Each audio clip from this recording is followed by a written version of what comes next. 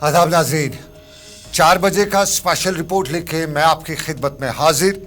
और 4 बजे के स्पेशल रिपोर्ट में हम दुनिया जहां की बड़ी खबरों पर ख़ास नज़र रखेंगे। सबसे पहले हम दिल्ली का रुख करेंगे। पंजाब, हरियाणा और दिल्ली, ये वो 3 इलाके जो पिछले 2 दिनों से सुर्खी बने हुए हैं। 2 साल के बाद किसानों ने एक बार फिर एमएसपी को लेके चलो की बात की है। और परसों श्राद्ध दीर्घे जो सरकार और किसानों के दरमियान बातचीत हो रही थी, उसके नाकाम होने के बाद कल किसान चल पड़े थे।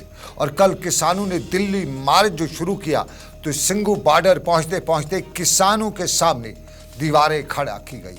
कल हरियाणा के आसपास के इलाकों में बाज़ाब्ता तौर पे मोबाइल इंटरनेट को बंद रखा गया, फोर्सेस की बड़ी तैनाती की गई और कल दिन भर सूरत-ए-हाल हंगामा खेज रही। अभी हरियाणा की ये सूरत-ए-हाल चल रही थी कि पंजाब के कई अजला में भी किसान चल पड़े।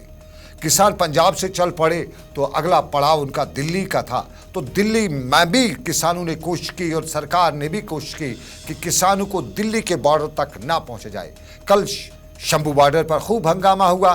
कल पुलिस ने यहाँ मुजाहिरीन को मुंतशिर करने के लिए खूब जो आंसू गैस के गोले उसका इस्तेमाल किया। साथ साथ में यहाँ पानी भी फेंका गया, हंगामा आराई हुई। बड़ी तादाद में किसान भी ज़ख्मी हुए, ये भी बताया गया कि पुलिस भी ज़ख्मी हुई। और कल दिल्ली से लेके पंजाब, हरियाणा, उत्तर प्रदेश और साथ साथ में राजस्थान, इन सभी सरहदों को बंद किया गया। कल के सारी सूरत-ए-हाल के बाद रात देर गई, खामोशी रही, लेकिन किसान वही पुरानी रिवायत लेके सड़क पे आ गए और मोर्चे लगाना शुरू कर दिए, लंगर सजाना शुरू कर दिए। और लंगर सजने के साथ ही यूँ लगने लगा कि महाज लंबा हो जाएगा। और लंबे महाज में रात देर गई, एक बार फिर बातचीत। और कल अर्जुन मुंडा ने जब बात की, उन्होंने मीडिया से बात करते हुए बताया कि हम बातचीत के लिए तैयार हैं। तो कल रात देर गई, खबरें हैं कि बातचीत फिर हुई, लेकिन फिर नाकाम हुई।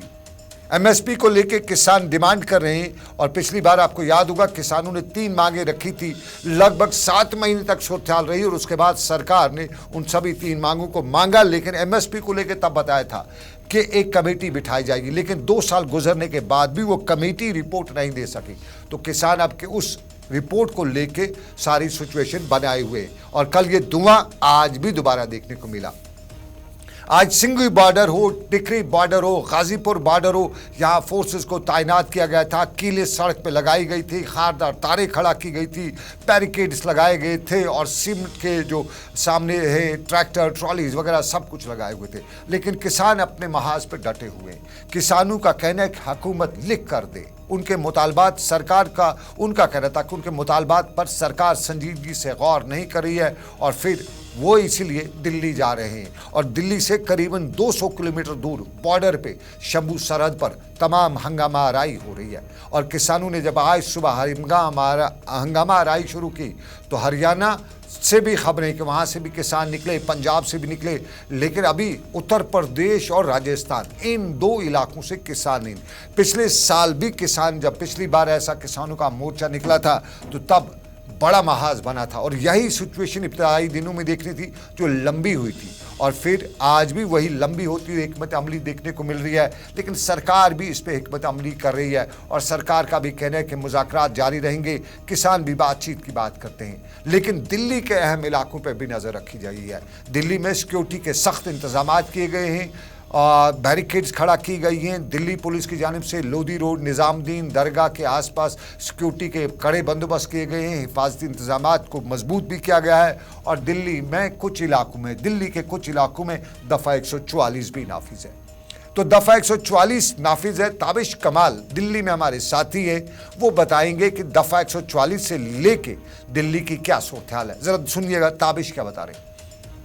दिल्ली में किसानों का आंदोलन को देखते हुए तमाम जो बॉर्डर है उनको तो सील किया गया है, लेकिन दिल्ली पुलिस ने भी दिल्ली के अंदर अपनी पूरी तैयारियां कर ली हैं। ऐसे इलाके जो बहुत संवेदनशील हैं, जहां पर बहुत ज़्यादा वीआईपी मूवमेंट रहते हैं, उन इलाकों पर कड़ी मुस्तैदी कर दी गई है। इस वक्त नई दिल्ली ज़िला के बॉर्डर पर हम मौजूद हैं। ये वो इलाका है जो दिल्ली के अहम इलाकों को, यानी उन इलाकों को जोड़ता है जहाँ पर प्रधानमंत्री आवास या तमाम मंत्रियों के, सांसदों के आवास हैं। बड़े अधिकारी जिन इलाकों में रहते हैं, उन इलाकों को जोड़ने वाला ये बॉर्डर नई दिल्ली ज़िले का ये बॉर्डर है, जहाँ पर इस तरह की तैयारी और व्यवस्था की गई है। चेतावनी लगा दी गई है कि आप सभी को सूचित किया जाता है कि यहाँ धारा 144 CRPC लागू है। ऐसे आप सभी से अनुरोध है कि इस क्षेत्र में किसी भी तरह से एकत्रित होना, प्रदर्शन करने की अनुमति नहीं है, अन्यथा उल्लंघन करने वालों पर कानूनी कार्रवाई की जा सकती है। इस तरह के जो आदेश हैं वो दिल्ली पुलिस की तरफ से लगा दिए गए हैं और दिल्ली पुलिस के तमाम जो जवान हैं उन्हें मुस्तैद कर दिया गया है। हालांकि नई दिल्ली ज़िला के अलावा तमाम जो इलाके हैं, जो ऐसे इलाके हैं जो VIP इलाकों को कनेक्ट करते हैं, उन इलाकों में अस्थायी तौर पर इस तरह के ऑफिस बना दिए गए हैं और वहाँ पर तमाम जो आला अधिकारी हैं उनको लगाया गया है कि जिससे किसी भी कोई अप्रिय घटना अगर होती है तो यहाँ पर इस बॉर्डर को तुरंत सील कर दिया जाए। यानी कि अगर आपको आगे जाना है, यानी अगर आप प्रधानमंत्री आवास, कृषि मंत्री आवास, कानून मंत्री के आवास या किसी भी बड़े लीडर के घर की तरफ, रेजिडेंस की तरफ जाना चाहते हैं तो इसी रोड से होकर के आपको गुजरना पड़ेगा। यानी कि इस रोड से अगर आपको गुजरना है तो इस रोड पर पहले आपको इन तमाम कटीले तारों से और यहाँ की पुलिस व्यवस्था को देखकर ही आगे जाना होगा। हालांकि ये तार पहले यहाँ पर नहीं होते थे, जिस तरह के तार यहाँ पर लगाए गए हैं, कटीले तार लगाए गए हैं। ये दिल्ली पुलिस के जो बैरिकेड्स हैं उनके ऊपर इस तरह के कटीले तार लगा दिए गए हैं। यानी कि अगर आप आगे जाना चाहते हैं तो आपको सबसे पहले यहाँ इस फर्स्ट लेयर से गुजरना पड़ेगा और ऐसे में दिल्ली पुलिस के जवानों को यहाँ तैनात। वो तार जो कटेली तार है, रोकने वाली तार है, वो भी दिल्ली में देखी जा रही है। जवान मुस्तैदी से लगाए गए ही पंजाब में इंटरनेट, पंजाब नहीं हरियाणा में इंटरनेट बंद है और हरियाणा में 18 तारीख तक इंटरनेट बंद रह सकता है। इस तरह से अंदाजे लगाए जा रहे हैं। लेकिन इस सारे के बीच में सबसे अहम मामला आगे की क्या सूरत बनती है। क्या वही महाज फिर खुल सकता है या कहीं न कहीं कोई बड़ा ब्रेक थ्रू मिलेगा। अभी वज़ीर-ए-आज़म जो हैं UAE के दौरे पे हैं, माना जाता है उनके दौरे में वो जब वापस आएंगे तो उसके बाद कोई नया ब्रेक थ्रू मिल सकता है। लेकिन अभी वही सूरत है जो 2 साल पहले हमने देखी थी। लेकिन हम ज़रा 5 साल पहले को याद करें। ऐसा ही दिन था, आज ही का दिन था, 14 फरवरी का दिन था। सुबह लगभग 11:30 बजे का वक्त था। हल्की हल्की तब बारिश हो रही थी, थोड़ी थोड़ी ऊपरी इलाकों में बर्फबारी भी हो रही थी और ठंड भी चल रही थी। आज की तरफ तब का मौसम नहीं था।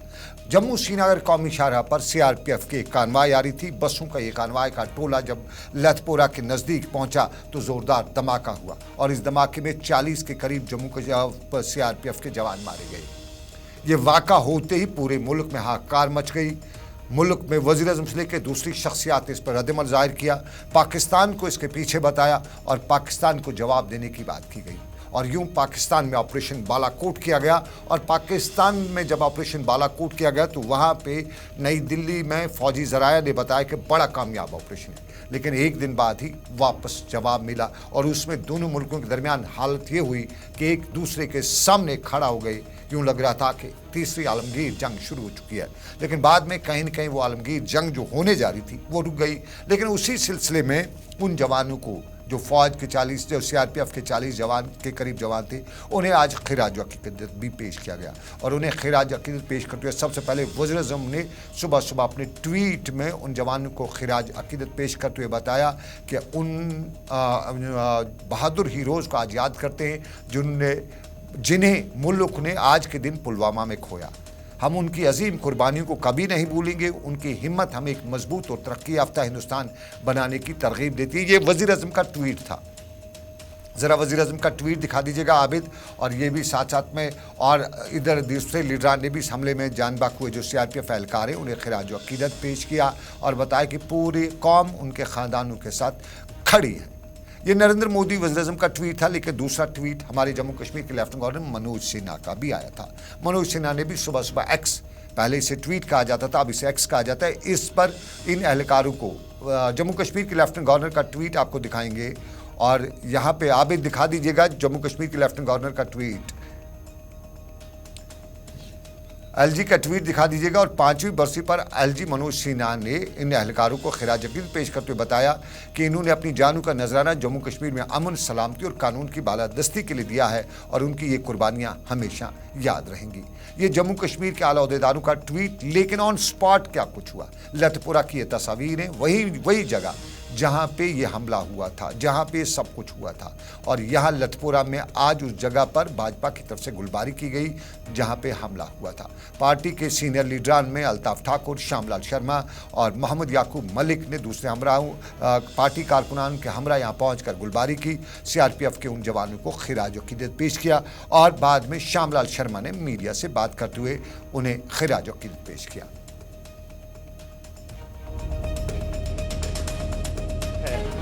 कि ये जो काला दिन है और बेगुनाह हमारे जो जवान जहाँ पे शहीद हुए थे, उसका बदला तो भारतवर्ष ने जो है वो लिया, क्योंकि आज की जो गवर्नमेंट है हमारी और जो हमारे मुल्क की सरबराही कर रहे हैं, आज दुनिया में हिंदुस्तान की डेमोक्रेसी का और यहाँ की सरकार का जो है वो डंका जो है वो बज रहा है।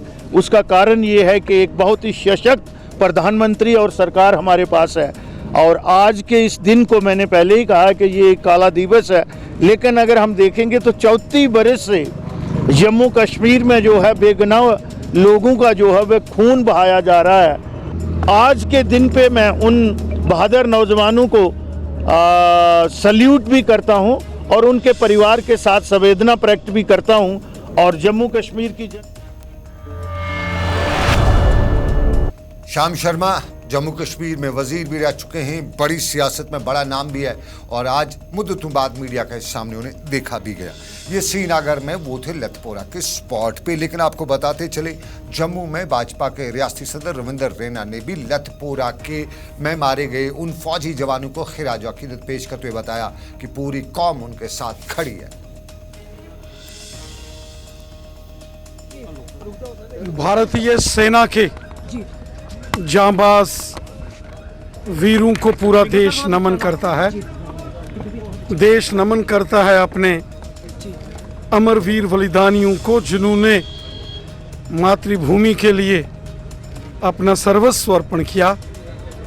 देश नमन करता है अपने उन वीर बलिदानियों के लिए जिन्होंने अपने अदम्य साहस, शौर्य, पराक्रम और उत्कृष्ट युद्ध कौशल का प्रदर्शन करते हुए जो मातृभूमि पर बलिदान हो गए। पूरा देश उन परिवारों के साथ है। रविंद्र रैना जम्मू में मीडिया से बात करते हैं। लेकिन बात जम्मू की तो जम्मू कश्मीर के हवाले से हमारे बहुत से नाजरीन को अब मालूम हो चुका होगा कि वज़ीर-ए-आज़म जम्मू कश्मीर का दौरा इस हफ्ते कर रहे हैं और 20 तारीख को जो जम्मू कश्मीर का उनका दौरा होगा वो सियासी और बाकी मामलात में काफ़ी अहमियत का हामिल भी है। माना जा रहा है कि जम्मू के एमएएम स्टेडियम में वो एक पब्लिक गैदरिंग से भी खिताब करेंगे और भाजपा हल्कों से खबर आ रही है कि 1 लाख के करीब लोगों को वो इस जलसे में शामिल कराना चाहते हैं। जम्मू कश्मीर के वज़ीर-ए-आज़म के दौरे के पस मंज़र में ये भी माना जा रहा है कि जम्मू कश्मीर में वज़ीर-ए-आज़म इस दौरे के दौरान कुछ बड़े सियासी ऐलानात भी कर सकते हैं, जिनमें सबसे बड़ा ऐलान जो है वो जम्मू कश्मीर में स्टेटहुड का है। इंतखाबों की तारीख भी हो सकती है, असम्बली इंतखाबों की तारीख, और साथ साथ में जो डेवलपमेंटल काम है उनका ऐलान भी किया जाएगा। शिल्पा शर्मा जम्मू में हमारी साथी है, वो एमए स्टेडियम, मौलाना आज़ाद स्टेडियम जम्मू में थी, जहां आज जम्मू कश्मीर के चीफ सेक्रेटरी अतुल डुल्लू और आर स्वैन भी पहुंचे हुए थे और उन्हें मौके पर जायज़ा लिया। साफ जाहिर है सिक्योरिटी को जम्मू में अलर्ट पर रखा जा रहा है और हर तरह से वज़ीर-ए-आज़म के दौरे के हवाले से सिक्योरिटी इंतजाम का जायज़ा भी इन्होंने लिया। शिल्पा शर्मा बताएंगी क्या कुछ हुआ जम्मू में आज और क्या कहती है जम्मू की जनता। 20 तारीख को प्रधानमंत्री नरेंद्र मोदी जी जम्मू का दौरा करेंगे, जहां पे भव्य रैली देखने को मिलेगी। फिलहाल मैं आपको तस्वीरें मौलाना आजाद स्टेडियम की दिखाना चाहूंगी, जहां पर मौलाना आजाद स्टेडियम को पूरी तरीके से सील कर दिया गया है और आम जनता की बात करें, जो भी लोग अंदर जा रहे हैं उनकी तलाशी ली जा रही है, पहचान पत्र पूछा जा रहा है। सिक्योरिटी की बात करें तो इस समय कड़ी सुरक्षा व्यवस्था का इंतजाम जो है वो मौलाना आजाद स्टेडियम में किया गया है। इसको लेकर चीफ सेक्रेटरी अतुल डुल्लू भी यहाँ पर पहुंचे, पूरी तरीके से जायजा लिया गया। एसएसपी विनोद कुमार की बात करें वो भी यहां पर पहुंचे और साथ ही साथ डीजीपी आर स्वैन और भी अधिकारी यहां पर पहुंचे, जहां पर अरेंजमेंट्स देखी जा रही है, सुरक्षा व्यवस्था देखी जा रही है। और साथ ही साथ एक और तस्वीर मैं आपको दिखाना चाहूंगी, जहां पर कैमरे भी यहां पर जो है वो लगाए जा रहे हैं। तस्वीर आप देख सकते हैं कैमरे यहाँ पर लगाए जा रहे हैं। पूरी तरीके से इस समय सुरक्षा व्यवस्था की मैं बात करूं तो सुरक्षा व्यवस्था काफी ज्यादा मौलाना आजाद स्टेडियम में कड़ी कर दी गई है। कैमरे बाहर, मौलाना स्टेडियम के बाहर कैमरे लगाए जा रहे हैं ताकि हर एक व्यक्ति पर निगरानी रख सके। और जो यहाँ से मिनी बस गुजरती थी उन्हें भी फिलहाल उनकी आवाजाही फिलहाल जो है वो बंद कर दी गई। पूरी तरीके से यानी कि कैमरे लगाए जा रहे हैं, पूरी तरीके से निगरानी रखी जा रही है और जो भी व्यक्ति अंदर गुजर रहा है तलाशी ली जा रही है। पहचान पत्र उनसे जो है वो मांगा जा रहा है। जहां पर अधिकारी यहां पर पहुंचे, पूरी तरीके से अरेंजमेंट्स किस प्रकार से किए जाएंगे, क्योंकि अन्य मौलाना आज़ाद स्टेडियम जम्मू और जम्मू के एमए स्टेडियम में वज़ीर-ए-आज़म खिताब करेंगे। इस हवाले से बीजेपी तैयारियों में जुटी है। शिल्पा शर्मा तफसीलात पर आग पर थी, सिक्योरिटी की सिचुएशन बता रही थी, लेकिन आपको बताएं बीजेपी क्या करी है वो भी आपको बताएंगे, लेकिन पहले एक छोटा सा तजारती वक्फा।